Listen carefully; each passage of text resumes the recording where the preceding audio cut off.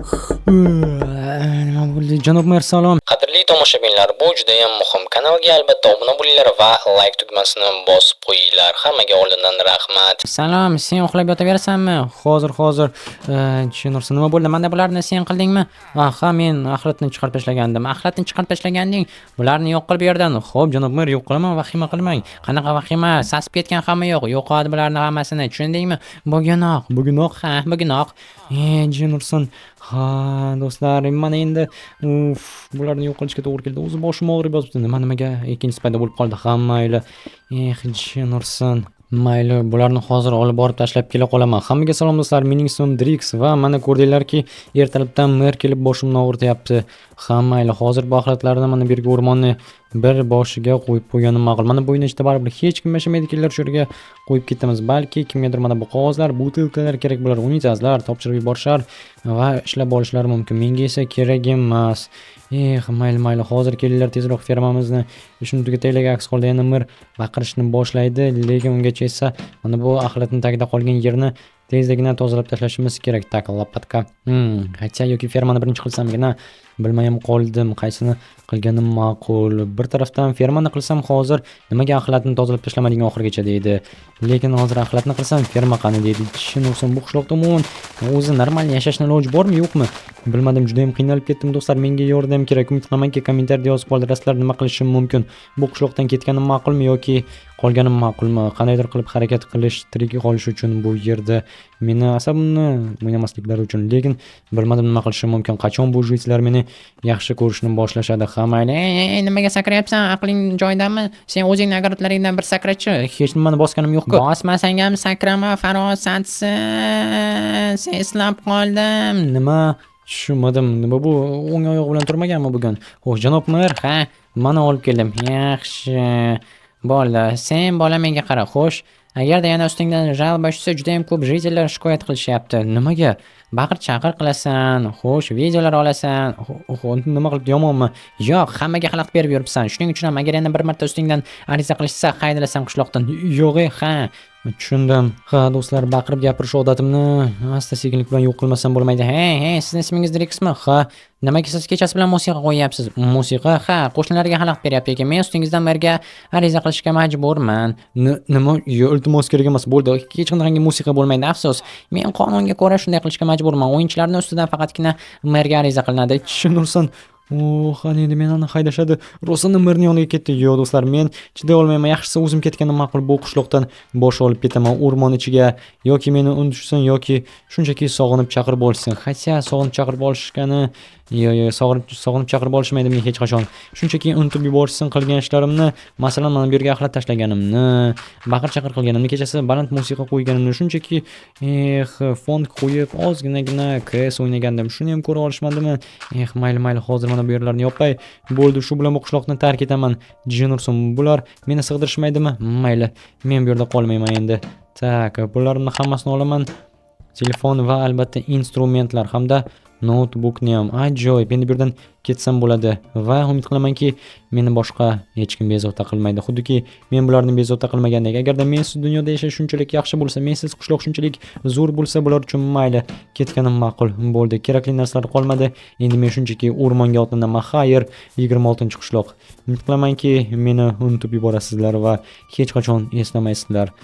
Mayli, men esa bu qishloqni yaxshi ko'rgandim. O'z uyimdek qabul qilgandim. Bular esa meni sig'dirishmadi. O'ylab topilgan sabablar bilan meni umuman oralariga qo'shishmadi. Baqir-chaqir emish. Men endi shu yerda yashayman. Mana bu gullarni olib tashlagan ma'qul, xalaqit berishadi. Qayta uzoqroqqa tashlash kerak, chunki shunga ham oldimga kelib so'rashlari mumkin. Nimaga gullarni yulib tashlading deb. Men esa yana qo'shimcha problemalar xohlamayman, lekin mayli, shu yerda pechka, bu yerda verstak va yotish uchun kravat. Ajoyib. Mana bu daraxtni chopib olsam bular menga hech kim hech narsa demaydi degan umiddaman. Davay olamiz. Mana bu oxirdagilarni ham va bo'ldi. Chunki daraxtda shundoq ham qurib qolgan, ko'rib turganingizdek barglari yo'q va o'ylaymanki hech kim hech narsa demasa kerak va qishloqdan ancha uzoqda turibdi, ko'rinmaydi baribir ham. Davay hammasini chopib olamiz. Qiziq, nechta daraxt chiqarkan? Hozircha уже 20 tacha chiqib qoldi. Agar hamma tushganlarni pastdan terib olsam, 20 dan ham ortiq bo'lsa kerak bu yerda. Jinurson, butun boshli daraxtni chopib oldik. Qoyil. Asosiysi hech kim ko'rmasligi kerak. Aks holda katta muammolar kelib chiqishi aniq. Tak, davay bu yoqqa va mana bu yoqqa ham ekamiz. Ajoyib va mana bu tarafdan ham yaxshi. Endi esa buni ko'tarib chiqishimiz kerak. Mana bunday va bunday. Endi esa yonidan. Oppa, ajoyib. Mana bu boshqa gap. Mana bu yoqqa qo'yamiz va mana bu yoqqa. Qo'yil. Endi esa yana ortchasini doskaga aylantirib olishimiz kerak. Kravat yonidan ham qo'yib chiqqanmiz. Mana bunaqasiga devor qilib. Endi esa bizga do'stlar yarim bloklar kerak bo'ladi. Deraza qilib olishimiz uchun o'ziga xos ko'rinishdagi mana bunday qilamiz va davay srazu ko'p olamiz. Mana bunday qilib qo'yib chiqsak, mana bu do'stlar bosh ayosda. Bu yerda birozgina xunuk bo'lib qoladi, chunki eshikni qo'ysak ikki taraf ochiq bo'ladi. Mana shunday qilib yopib qo'yganimiz ma'qul yoki qoldirsamgina bilmay qoldim. Mayli, bu yerdan qoldira qolaylik, keyin ko'ramiz nima qilishimiz mumkin. Bu yerga esa qiziriq qo'yamiz va bo'ldi. Yomg'ir yog'sa endi boshimizga tushmaydi. Ajoyib, derazalar bor, qiziriq bor. Endi esa bizga kerak bo'ladi albatta eshik yasab olish. Eshik yetarmikan? Ha, yetadi va qo'yib olamiz. Buni qarang, qanday chiroyli eshik paydo bo'ldi. Yaxshi, endi esa tak, bizga nima kerak bo'ladi? Mana bu yerni yopish va bo'ldi do'stlar, uyimiz tayyor. Endi esa buni bu yoqqa olamiz va tak, mana shunday. Menda yana bir kichkinagina ideya bor. Aynan mana shunday polning tagini ham almashtirib chiqish, chunki bu yerda yer turibdi. Yer esa umuman noqulay material. Uni ustidan albatta yursa bo'ladi, arzonga tushadi, albatta tegmasa, lekin baribir ham uyimizni kelinlar chiroyli qilib olamiz. Chunki bu yerda hali qishloqdan uzoqda qancha yashashimiz kerak hech kim bilmaydi va mana bularni ham qo'yib chiqqanmiz. Mana shunday. Yaxshi. Mana bu yarim bloklar bilan endi yopishimiz kerak. Mana bunday va bo'ldi do'stlar. Mana uyimiz tayyor. Buni qaranglar, juda ham chiroyli, kichkinagina o'rmonchi uyi bo'ldi. Endi esa yana nimani olsam ekan? Boshqa oladigan hech narsa qolmadi. Mana bu yoqqa hozir tak, mana buni qo'yamiz va bo'ldi. Endi bizda yana qo'shimcha bloklar bor, lekin bizga sandiq kerak bo'ladi. Yetmay qolyapti-ku. Jin ursin. Ha, mayli. Bizga sandiq yetmasa, hech bo'lmasa quti qila olarmiz. Yo'q, quti ham yasay olmas ekanmiz. Jin ursin, qo'yil nima ham qilardik. Ilojimiz yana ozginagidan daraxt chopishimizga to'g'ri keladi. Yana ham o'rmonni ichkarirogiga ozgina kiramizdan shuni mana buni olsak bo'ladi. Ha, bo'ldi. Oldik. Ajoyib. Mana shundan yarimta churmta qilib qurib olamiz o'zimizga sandiq. Mo'sh, qishloqda meni qilishyaptimikan? Qiziq, mayli, buni yopamiz va bo'ldi. Ketdi. Qani, endi sandiq yasab olaylik. Xo'sh, bo'ldi, bizda yog'och bor. Yarmi oq yog'ochdan, yarmi esa qora daraxtlardan bo'ladi. Qoyil, gap bo'lishi mumkin emas. Ajoyib metis sandiq bo'ldi. Endi buni mana shu yerga qo'yamiz va ichiga kerakli narsalarimizni ishqilib derazani orqa tarafidan olib ketib qolishmasa bo'ldi. Bu yerga esa notebook va ajoyib do'stlar, mana endi bu yerda yashasak bo'ladi. To qishloqda biz qilgan ishlarni unutishguncha menga juda ham yoqdi bu sizlarga aytsam. Endi esa tashqari tarafdan ozgina yana ulучшение qilish kerak.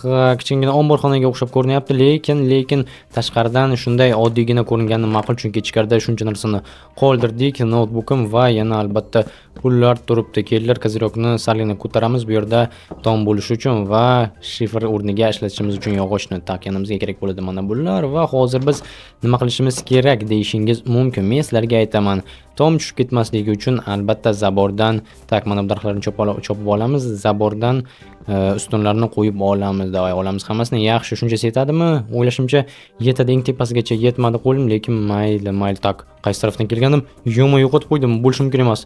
Xo'sh, mana bu tarafdan qaniydi o'rtasi singan daraxt. Mana bo'ldi. Mana shu yerdan topib olamiz uyimizni. Davay, endi esa kovlashni boshlaymiz, lekin menimcha rangi salgina boshqa. Ha, rangi boshqacha bo'lib qoldi. Salgina ochroq ekan, lekin bo'laveradi do'stlar. Axir bu yerda umrbodga qolmaydi. Tak, stop, bu kalitka bo'lib qoldi. Bizga kalitka kerak emas. Bizga aynan zaborning o'zi kerak bo'ladi. Uning uchun esa teskari qo'yishimiz kerak. Ya'ni yog'och cho'plar o'rtaga va ikki chetidan bloklar. Ajoyib. Mana endi yana bitta qilib olamiz. Shunchasi yetadi o'ylashimcha. Davaykellar qo'yishni. Stop. Buni yana bir blokka ko'tarish kerak edi.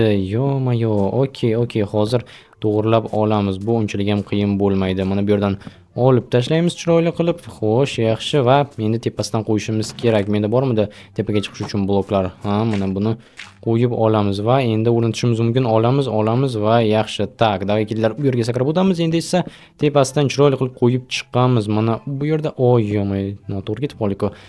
Mayli, olamiz va bu yondagini ham olishimiz kerak. Davay.